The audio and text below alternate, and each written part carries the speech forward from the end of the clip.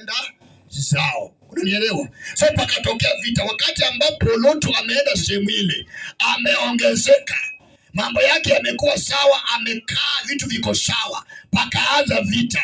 Vita vilipoanza kwenye huo mji, Biblia inasema kwamba wakapiga hiyo nchi na wakachukua mali yote ya Lutu.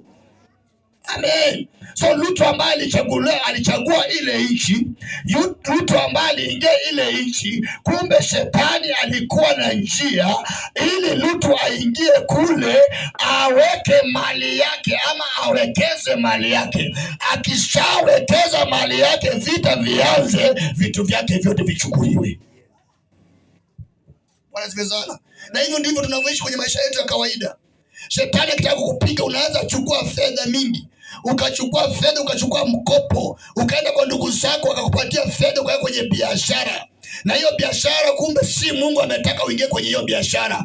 Unapoingia kwenye hiyo biashara, umeweka mali yako yote, panaondokea uharibifu, wanachukua vyote. Panatokea majangili, wanachukua vyote. Mambo yako yaende. Ukienda sokoni, bidhaa zinaharibika. Lengo la shetani akupeleke pale ili avikamate vyote. Spirit of limit.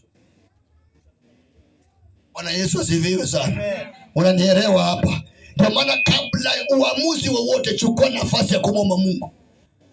Kabla hujaingia kwenye biashara, ambia Mungu akuelekeze kwa biashara namna gani ya kufanya.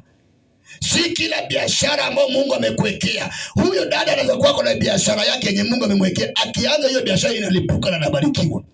Usione mimi maybe nafanya biashara, maybe niko na duka, maybe niseme niko na duka, ukatamani ufanye biashara kama ya kwangu, utapotea. Maana kila mtu Mungu amempatia neema ya biashara tofauti. Haleluya. Sema amen. Naweza kuwa mimi niko na neema ya biashara ya duka, lakini wewe uko na neema ya biashara ya nguo. Na wewe mwingine ako na neema ya kustoa vitu kule ng'ambo na kuvileta kwenye nchi. Lakini ukiiga ya kwangu, shetani atakumaliza. Maana kila mtu asikie sauti ya Mungu kwanza, na ujue Mungu anakusudia nini juu ya maisha yako. Ama maybe unaweza unatamani kuwa mhubiri, ukasema nataka kuwa mhubiri. Amen. Na ukatoka tu. Amen. Ukatoka tu, mimi naenda kufungua kanisa. Maana nimesikia Pastor Ezekiel anafanya nini? Haujui wito wako, wewe utaenda kule mahali pale, maana hauna hiyo neema, vitakwama. Na shetani atakufanya ufanye kila kitu baadaye viharibike, maana maybe hiyo si wito wako. Sema amen. Sema haleluya.